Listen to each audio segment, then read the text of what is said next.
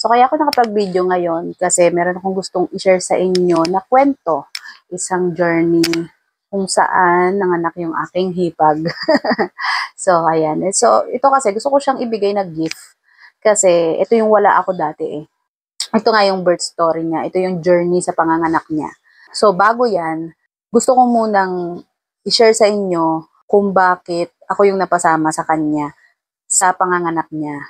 Yun nga yung dahilan kasi unang-una, yung mama niya is takot. Takot siguro siya kasi ayaw niya makita nasasaktan si ate. Ayaw niya na makita na nahihirapan kaya siguro ayaw niya talaga sumama sa ospital. At saka, isa pa na nangako ko sa kanya na ako yung sasama sa kanya sa ospital pag ayaw ni mama. Kasi wala wala talagang iba kasi ako lang yung bukod sa may alam, bukod sa may experience na sa yung bagong way ng panganganak, siguro ganun, lalo na sa breastfeeding, kaya ako yung pinasama ni mama. Ang nakakainggit lang kasi dito na compile ko yung journey niya sa panganganak, tas ako wala.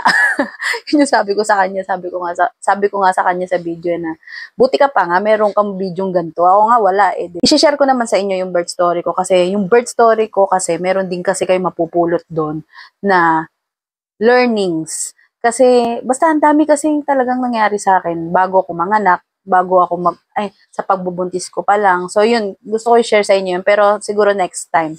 So natutuwa naman ako kasi ako yung nakasama ng hipag ko sa panganganak niya kasi sabi ko dati, sana merong isa sa mga kapatid ko na masamahan ko din ng panganganak. Kasi dati nung nanganak ako, first time ko nanganak, ang gusto ko talagang kasama is yung ate kong pangalawa kasi siya talaga yung may alam sa lahat. Kasi nanganak na siya ng 2 beses. Tapos, yung pagkikare, pag-aalaga, gusto ko talaga na siya yun. Kasi yung kapatid ko na yun talaga is napaka maalaga. At yung pagkatapos ko sa ospital, siya talaga yung nag-alaga sa akin kasi yung asawa ko noon may trabaho. So, walang iba talaga na mag-aalaga sa akin kasi yung part din ng pamilya ng asawa ko may mga trabaho din. Ganun din yung biyanan ko. So, wala talagang makakatulong sa aking iba, kundi yung ate ko. Kasi yung, stay at home mom. Sa bahay lang siya, dun siya nagwo-work. Kaya yun, dumagdag pa ako sa trabaho niya. Siya naglinis ng sugat ko, siya lahat talaga. So sabi ko nga sa sarili ko, sana maibalik ko din yun sa ibang kapatid ko. Yun nga lang, ang problema is yung pang-apat at pangalima kong kapatid na babae is hindi naman nila kailangan ng tulong ko. So, wala akong ibang mapagbibigyan ng tulong ko kundi itong hipag ko. So, okay naman ako, masaya naman ako na ako yung nakasama niya nung nanganak siya. Masaya din naman ako kasi unang-una may i-share ko yung experience ko sa kanya, yung tawag dito, lalo na sa breastfeeding. Yun kasi talaga yung gusto naming i-push na gawin niya yung pagbe-breastfeed kasi yun yung talagang kailangan talaga ng baby. Lalo na kapag ang baby ay premature, ganyan. Pero masaya kami kasi healthy naman si baby, walang problema. So, hindi siya premature, kompleto yung buwan niya. So, ngayon siya ay malaki na, magto 2 years old na. Kasi itong video na to napakatagal na talaga nito. July 2023. So, magdadalawang taon na talaga yung baby nila. So, ngayon, yung baby na yon is napakalaki na, napakakulit na, napakalusog pa, tapos matalino din, para mga kuya niya. Sana magustuhan mo tong video na ginawa ko sa'yo. Sayang kasi kung hindi ko magagawan to kung hindi ko siya may i-vlog kasi unang-una ito yung first time na nangyari sa'yo na bilang isang nanay, first time na nangyari sa'yo to. Kaya sana ma-appreciate mo tong ginawa kong pagbibideo sa'yo. Kahit hindi siya ganun ka detalyado, pero at least meron kang masasabi na pag lumaki si Roman na maipakita mo sa kanya na anak, ito ako nung mga anak ako sa'yo, di ba? Ang swerte mo kasi meron ka talagang ganitong video. Ako nga wala eh. Pero meron naman din ako maipapakita sa dalawa, yung mga picture kong pangit dati. Sige, ito na.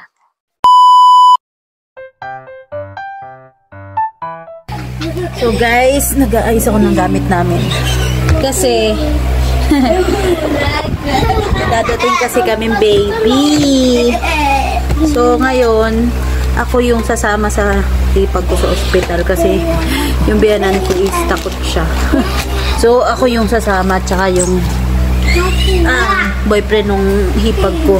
Kami yung teamwork sa ospital. So, ginagaya ko yung mga gamit namin. So, dapat ngayon sana kami pupunta. Yun nga lang, dinatnan din ako. Ang sakit sa likod.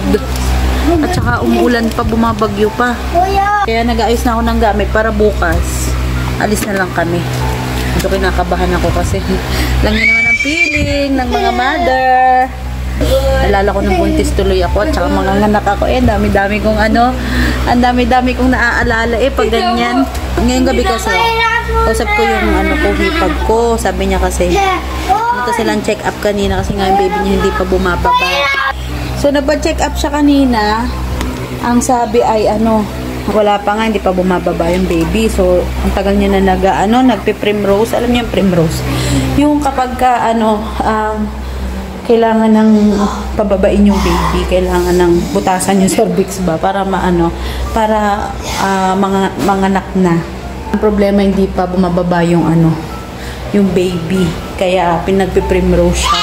So, kanina check up niya, pinanuhan na siya ng primrose daw, parang 3 ata ang sinaksak sa kipay niya.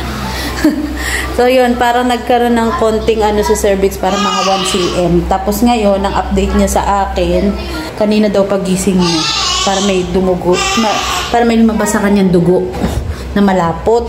Tinatanong ko sa kanya kung anong hitsura, sabi niya sa akin, at saka anong kulay, sabi ko ganun.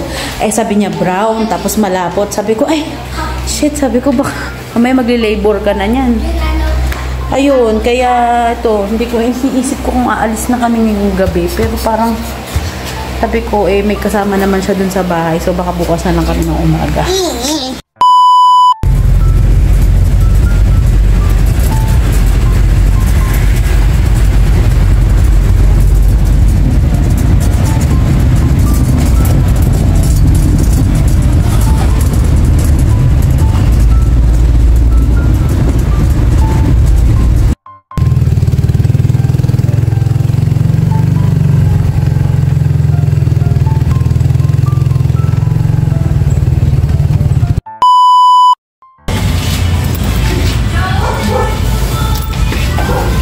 Bukas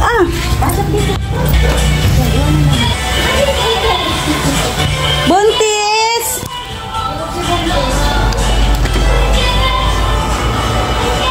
Hello!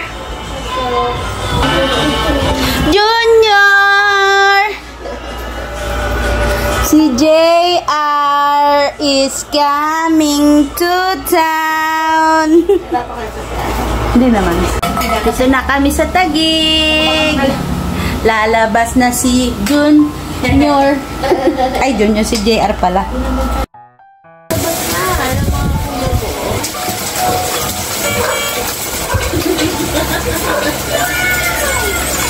Meron ba tayong mabibili? Ang cute ng ilong. Meron ba tayong mabibili disposable pants sa mga TGT or sa Watson? Disposable na, no? Pads. Anong pads? Pwede mo kami mag-require yung design ng disposable pants. Dali, kwento mo yung yung sa Primrose. Ay na. Tapos na magtugtugan. Pinasukan ako ng Primrose sa ilong. Hinigo? Paano higop?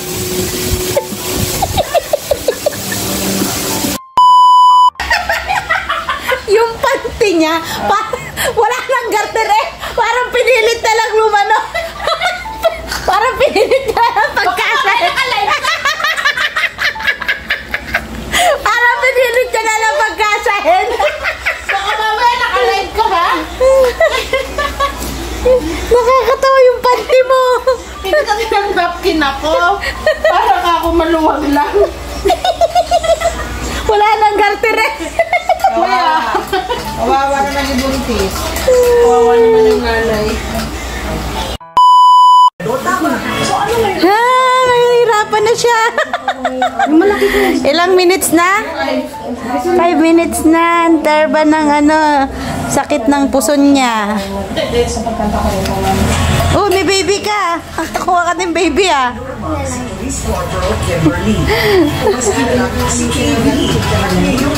Ready na siya. Pumunta na kami ospital. Ngumingibit na. Ngumingibit na siya. Ibig sabihin masakit na. Nahirapan ka na? Nararamdaman ka na. Nararamdaman mo na? Kanina din malamang ka. My baby needs to pee. Nung guguluhin niyo, yari kayo kay Mami siya. Ma, bilisan mo, ma! Ma!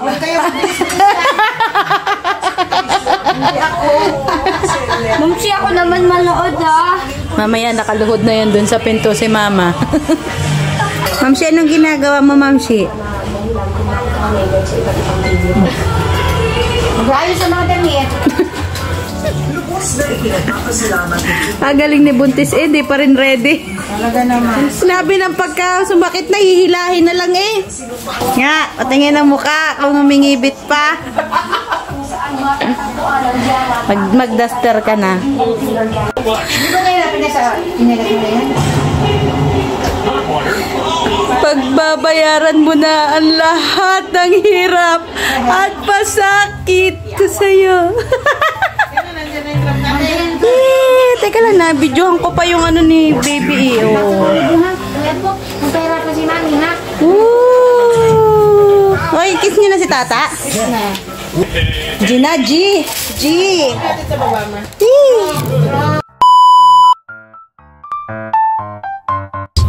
Punta na kami sa ospital. Graveyard din to, baby. Is coming.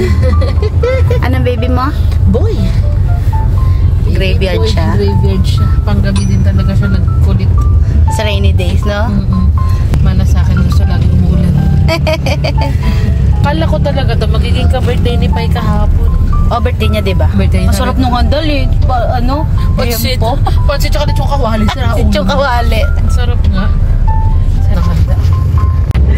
Gulat naman yung flashlight mo na.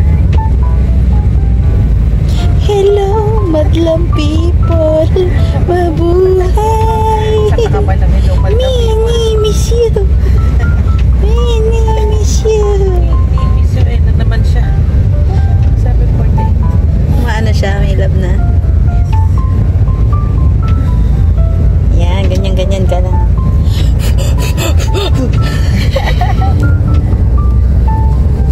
Kuya, kaya pa natin? Pag inabot, anong pangalan, kuya? Anong pangalan mo? John Mark pangalan mo. Ay, si John Mark. Pag inabot sa taxi, John Mark pangalan. JM, si JR naging si JM. Oo nga. Graveyard din siya kasi. Naku kuya, hindi magiging John Mark.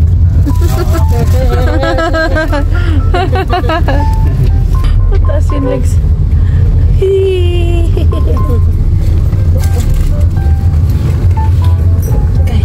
Agay na, agay. Ang hospital naman, 24 hours yan. Oo naman, ano ka ba? Sabihin sa'yo, ay ma'am, sorry. Ma'am, close na kami. Close na po kami. Bukas ka na po manganak. Hype na yan. Bawal muna po manganak. Kasi ma'am, sarado po kami. Hindi po kami 24 hours. Ay, okay na ka ba? Kabuntis ka. Tayo makit dyan sa may... Oh my God. Ito na. Ito na. Ito na. Ang anak ko walang ganito video-video sa akin dati.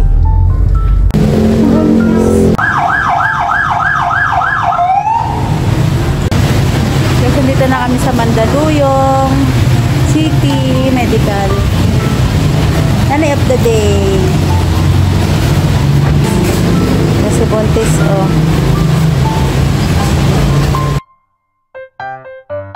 So, pinabili ako doon ng adult diaper at saka underpants. Kasi kailangan daw ni ate sa loob. So guys, nandito ako sa waiting area. Hinihintay ko si ate. Nandun ata siya, baka ina-IE. Kasi yun nga, sunod-sunod na yung pag-labor niya. Parang 5 minutes lang yung interval.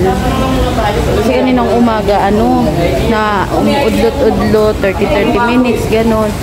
Tapos, nung kumakain kami, kaya pala sabi niya kakain na. Kasi, nagsisimula na pala yung tiyan niya, dumire-diretso yung paghilap.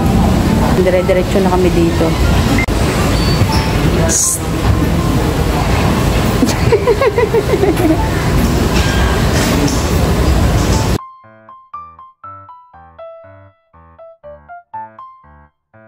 Ano sabi? Uwi daw muna. Sabi? Balik na lang natin. Wednesday night. Ano pa ba ngayon? Sabado. Wednesday night. Anong gagawin?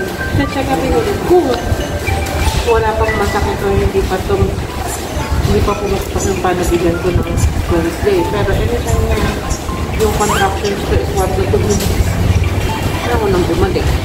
Ngayon, tuloy-tuloy pa rin. Pero hindi naman tuloy-tuloy. Ang ginawa sa'yo doon? Binukas yung matres ko. Hanggang 3 cm. 3 cm na. Sakit. Ang sakit, gumagos na. Duguduguan ako dun. Diaper ka? Hindi, ang tagal ko nakahiga. Ano ko anong ginawa sa akin. Nangawit ako. Yung may belt dito. Yung may belt dito, ganun. Ano yun? Stress test? Oo, parang ganun. Ay.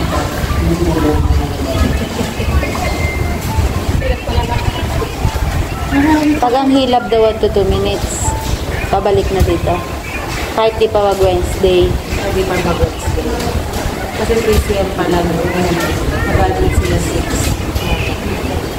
Tapos, sabi mo, kailan ka ba napapagkadak dito? Every Thursday. Oo, dapat di sa heights kasi sa edad lang naman ko sa'yo. Wala ko nila din. Sabi ko, ba't ito na Wednesday lang? Ito tayo kung lumakas eh. Sabi niya, nag-bouncing-bounce kasi baby mo ba yung panibigay mo nakapanya doon. Oo, uwi muna tayo. Sorry, Nay. Kapag kayo just rin na? Hindi na. Malay mo, bukas pag naglakad-lakad ka, bigla mag na yan. 3 cm na. 3 cm na. 2 cm and 2.5. Ginawa niya, bino ka na. Sakit. Bakit din? Sabi niya, yung continuous mo lang yung pre-nose mo. Wala pa naman yung cervix na makapal lang. Pag nilabasan ka na niya, sunod-sunod na.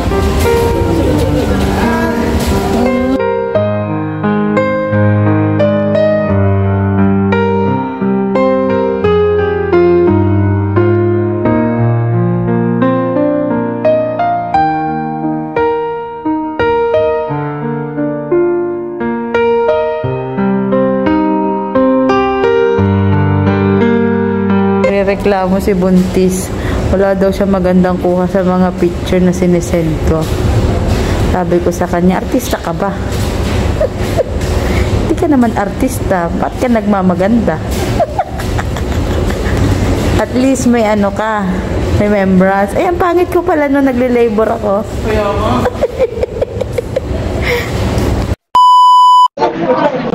Tay, natatandaan mo nung nanganak ako kay Miguel? Nagpabili ako ng dessert sa'yo. Nagpabili ako ng dessert. Anong pili ka nun?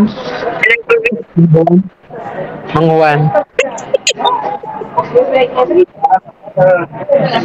Napaubo eh. Sakit naman eh. Doon na ata natanggal yung tahi ng litas ko eh. Papabili ako ng dessert. Ang biniling dessert ay Mang Juan. Isang subo ko pala ang inasamid na ako. Sakit talaga ng tahi ko na. Tay, bakit kayo nang binili mo dessert? Wala nga mabilihan. Puro pizzeria. Ba't yun na nakuha mo?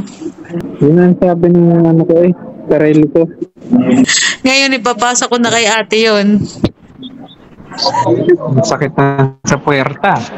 Pakakainin ko pagkanak na ng Mang Juan. So guys, time check. 11:43. si ate, bumalik siya dun sa ano, mga OB kasi kanina dapat uuwi na kami, pinapauwi siya kanina. Kaso, nagsunod-sunod na yung hilab ng tiyan niya. Yung pagitan niya is parang 2 to 3 minutes na lang ganun. So parang una siyang chinek 8:30, so nakalabas siya doon ng 9:30. Tapos yun nga, sabi niya pa uwi daw muna. Tapos kailangan niya parang pinapabalik siya ng Wednesday, ano ngayon Saturday. So sabi ng doktor, bumalik na lang daw siya ng Wednesday. O kaya pag pumutok na yung panubigan, o kaya 1 to 2 minutes na lang yung interval nung ano niya, pagli-labor ba ganun. Kanina parang nagsunod-sunod yung hilab ng tiyan niya. So sabi ko sa kanya, uuwi pa ba tayo? Kasi kung uwi tayo, naawa naman ako sa bianan ko kasi makikita siya nagle-labor doon eh. Sabi ko may stress yun. Sabi ko dito na lang muna kaya tayo, o kaya doon tayo sa ano kay ate, yung kapatid ng ex niya. Tayo sabi niya, hindi, dito muna tayo na kasi ngayon nga nagsunod-sunod na yung pagle-labor niya. Yung nagle-labor siya dito ng ano 9:30 to 11:43, so parang mga 2 hours yun.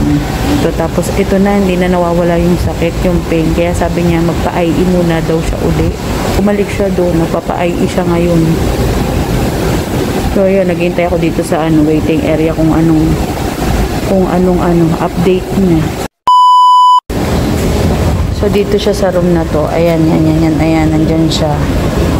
Tapos ito yung waiting area kung saan ako naghihintay sa kanya. Diyan siya nagle-labor kanina.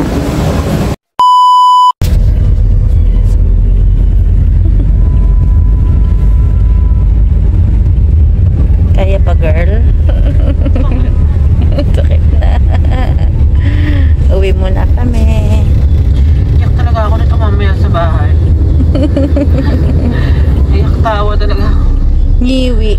Totoo naman, nag-arilyo po, tangina na stress na ako. Ay. Bawal. Ba't nagaganyan ka?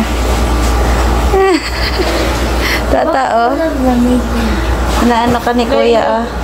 Number 8 mo ba? Ba't nagaganyan ka? Mantis ka. Huminto lang ba siya?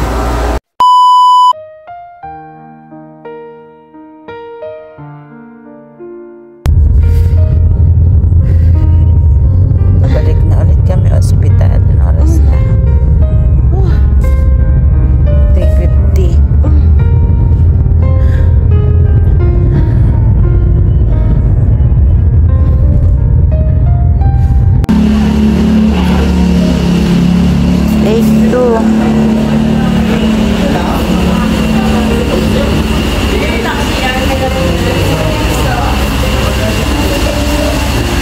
Kaya mo yan.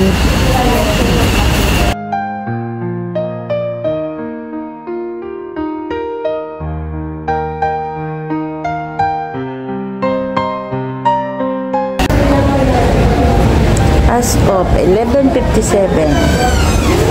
Magpapacheck na po ulit siya.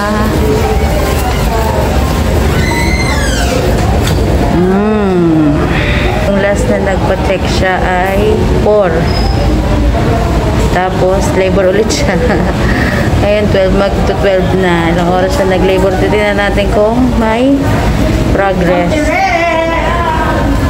Still beautiful. Gini. Kita dito.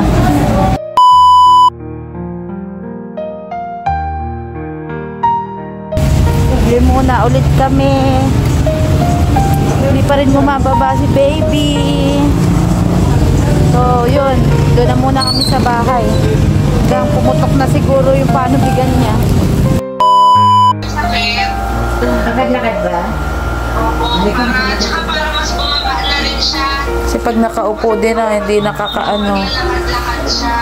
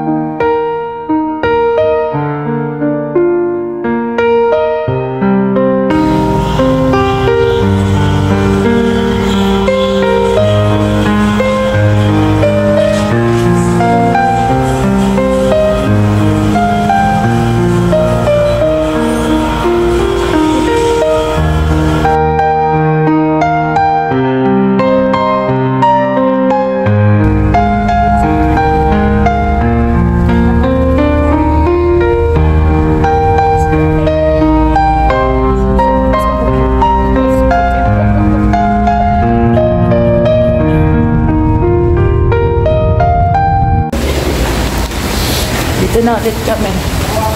Naiiyak ako.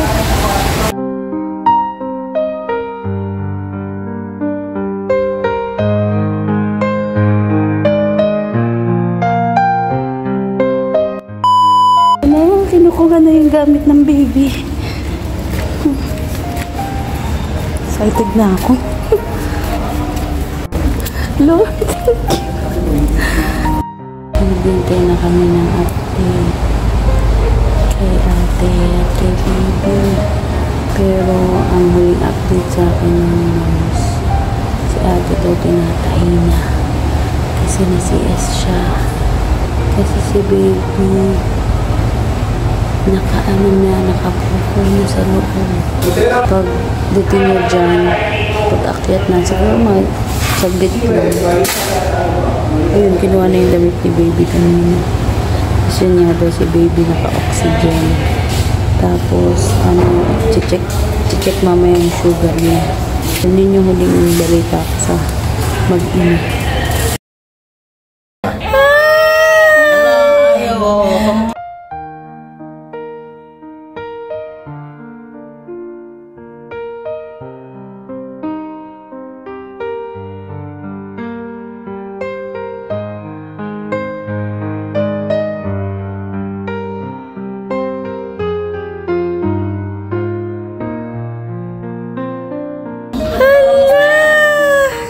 Kilay, parehas kayo. Alam ka pa! Ay, baby! Ayun. Ang kapal ng kilay niya. Mother o. Anak na anak. Kamusta po si Ana? Gising naman, lilipat na sila sa ward maya-maya. Pantayin nyo na nandito kasi yung gamit ipapasok din, ha? Siya lang. Pinapadilihan. Grabe na.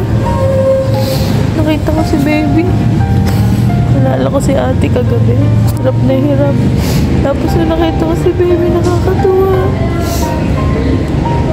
Hindi ko na mapigilan yung iyak ko. Ayun na ba yun? Kuwebas ka lang! Hala, wala si ano. Picturean ko lang kayo, wait lang. Naglipat ng ng motor. Okay ka na. Nami yung sa gamit niya, ibigay na lang po sa door. Okay po. Okay, bye-bye. Na si Ma'am Kim. Ganda.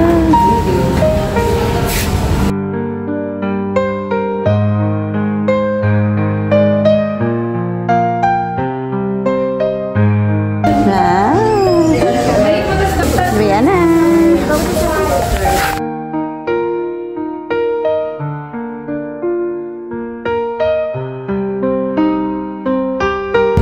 Nakaraan lang nag-ano kami, nagle-labor. Bilis-bilis ang taxi. Ngayon, dahan-dahan na.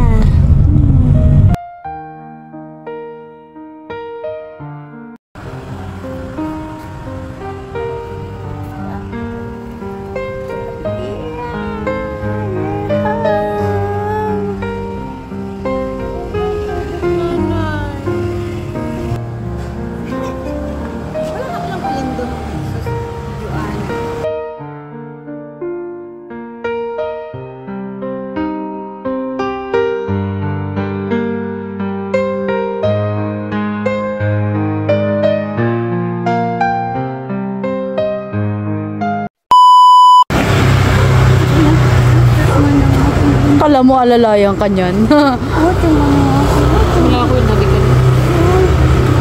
Ay, iniwanan. Iniwan. Maglakad ka. Umakyat ka.